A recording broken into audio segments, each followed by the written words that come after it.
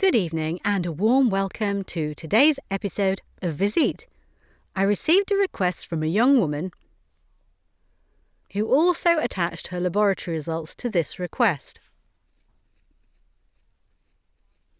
And she speaks of elevated ferritin levels. Now, ferritin is the iron storage, and the iron storage is deliberately kept in a storage form, so that the percentage of iron available to us in the blood is very low. But iron is one of the most important elements that we need for blood formation, for example, for the process of our cell energy metabolism and a so-called hemochromatosis.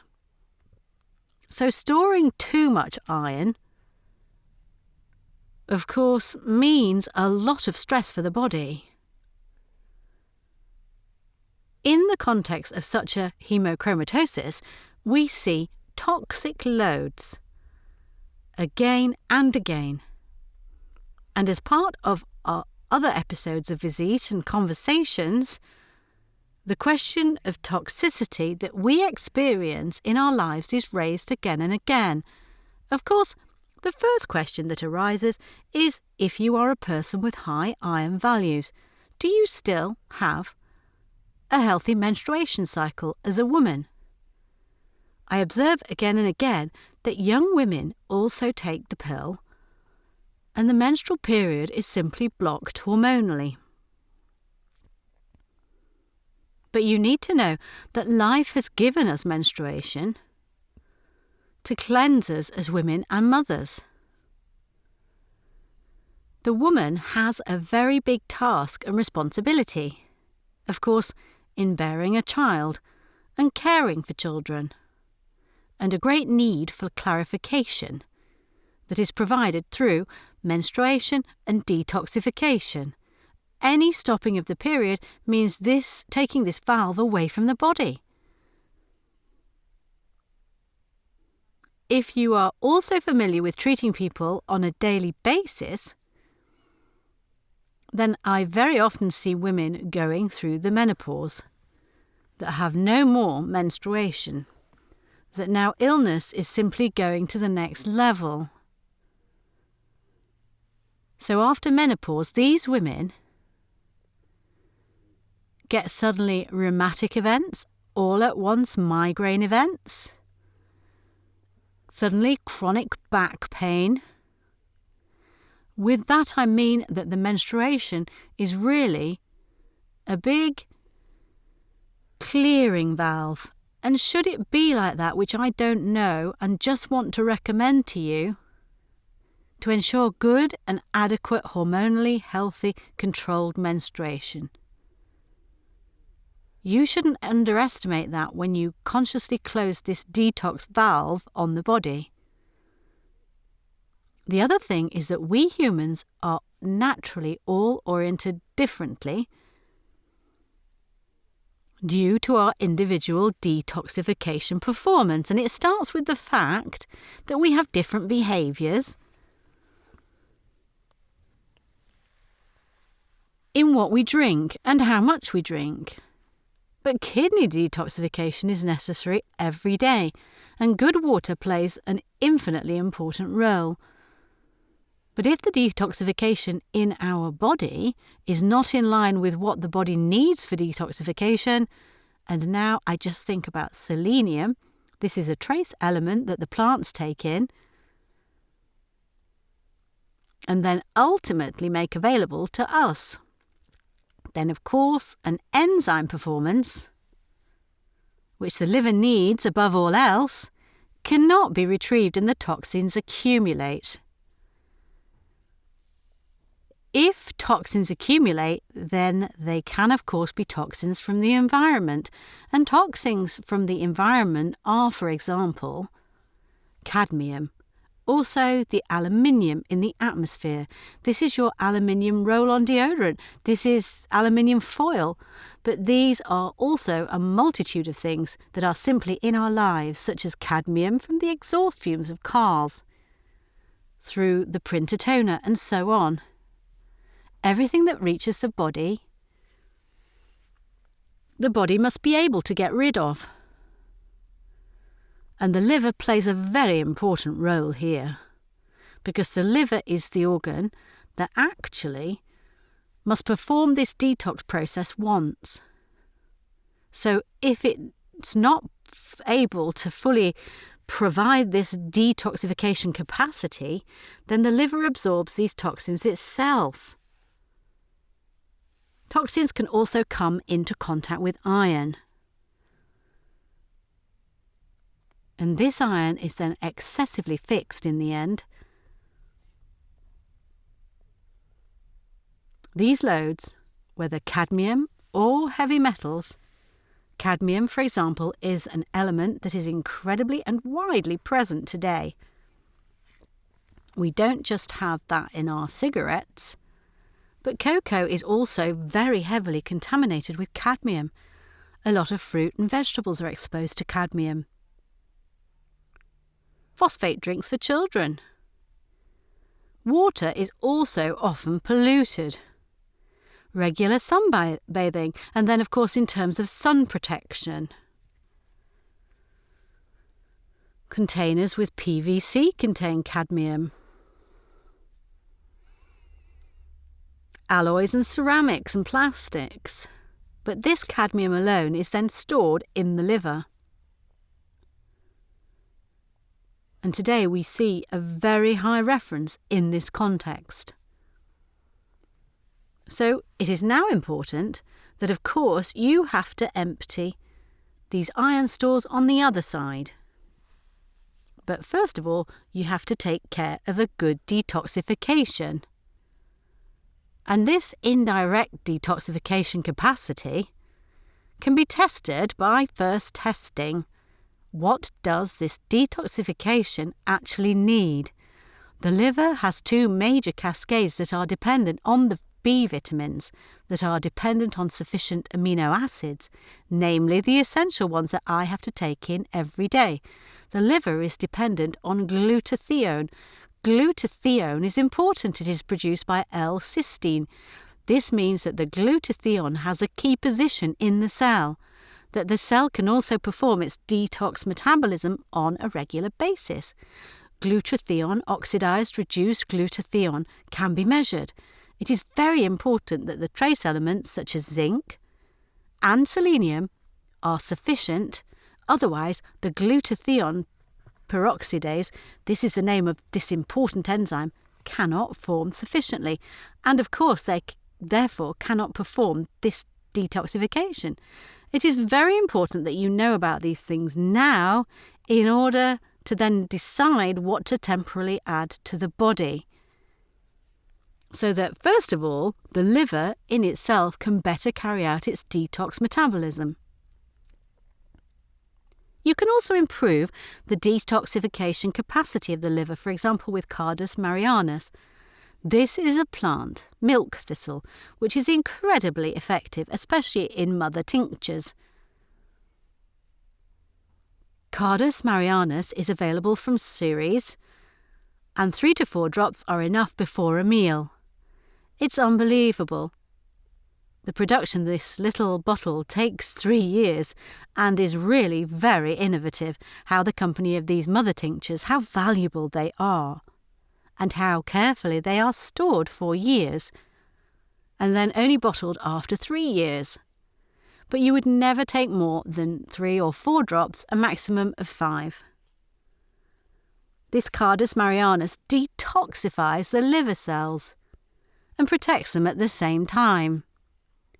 Whenever you have elevated liver values in the blood, it always means that the liver cell is not closed. The liver cell needs to be in some form open or disturbed, that the enzymes that actually have their job in the liver cell get into the blood now. That is why it is so important that you do a lot of good for the liver now and not unnecessarily still burden it in the context of an iron storage disease. That you really cut back very much with alcohol.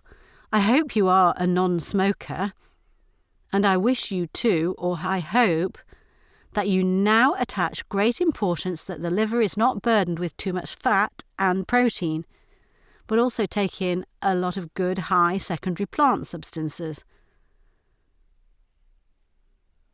And it doesn't necessarily have to be as a dietary supplement, but eat lots of nuts, vitamin E, and of course, very colourful fruits and vegetables that contain a lot of flavonoids, a lot of polyphenols. So these secondary plant substances, there are so many books on the market now about what you can do with good smoothies, with wild herbs and fruits, vegetables. You should really read a little about this and focus on the liver. Maybe do a liver detox and introduce liver relief days according to Anthony Williams. I think they are really good for this. There are these so-called yarrow compresses that you can make, or a damp liver compress in general. You can always make it in the evening before going to bed. This means that the liver then, of course, also, apart from the substantial power it receives from the plant, opens up at night. It relaxes at night and can, of course, its main time is after midnight until 3 in the morning, so it can then really relieve this process and perform very well, quietly, slowly. The relief of the ferritin, or actually to lower the high ferritin levels, of course, bloodletting is a good option, and we mainly do the bloodletting after the full moon. A full moon from the 1st to the 7th day after a full moon is actually a very, very strong force in the lunar calendar, which is transferred to us humans in the sense of opening and relieving. This means astral forces that push outwards stimulate this drainage process much more strongly. And of course, you can really repeat that every month. It doesn't have to be huge amounts. I wouldn't take more than 250, maybe to 300 millilitres. You have to pay attention to this according to the ferritin level.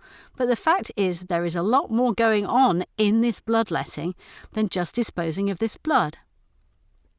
Because at that moment, of course, from the connective tissue and even more cellularly, a pressure subsides, which then in turn supports detoxifying the body. In general, much better. There is the possibility of detoxifying the body via inusferosis. This is an extracorporeal, so a detoxification process, which resembles dialysis. And you all know dialysis. This is when you have very severe kidney damage. Then you can use dialysis to relieve the kidneys and filter the blood from all of the body's own toxins. But an inusferosis is different. An inusferosis means that I have 1.5 times the entire blood exchange. At that moment, the blood is separated from the plasma. The plasma is the liquid, and the other part are the solid components of the blood. So the hemoglobin, the red blood substances, the red blood, then the platelets, and the white ones, the leukocytes. And 33% of the liquid in the plasma goes through a special filter.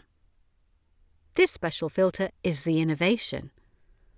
And this special filter now not only filters iron and toxins and tin and zinc and mercury, aluminium, lead, but it also filters herbicides, pesticides, solvents.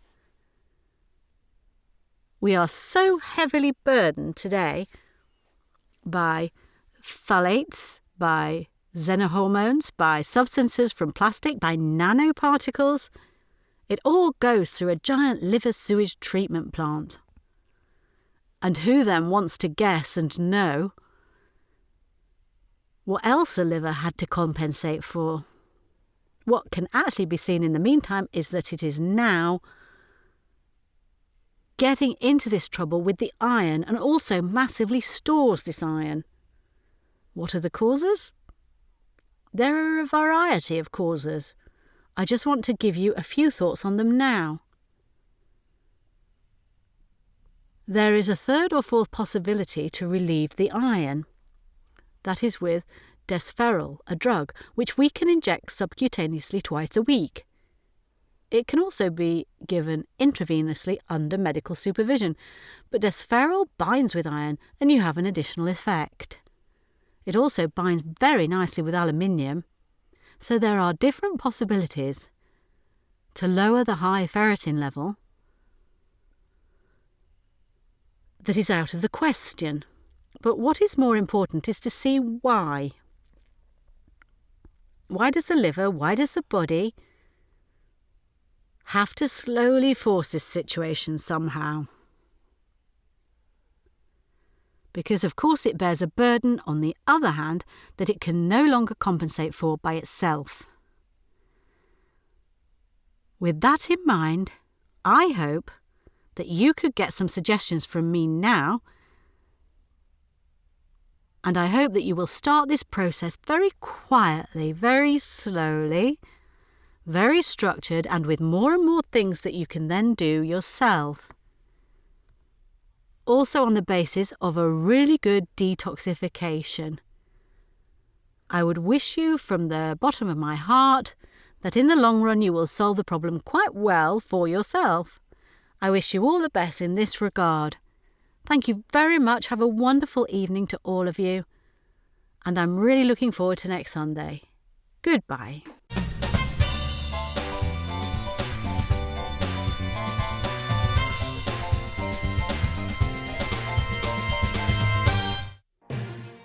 Dear viewers, the preceding episode is an indicator of a holistic medical approach and does not replace visiting your family doctor. Thank you.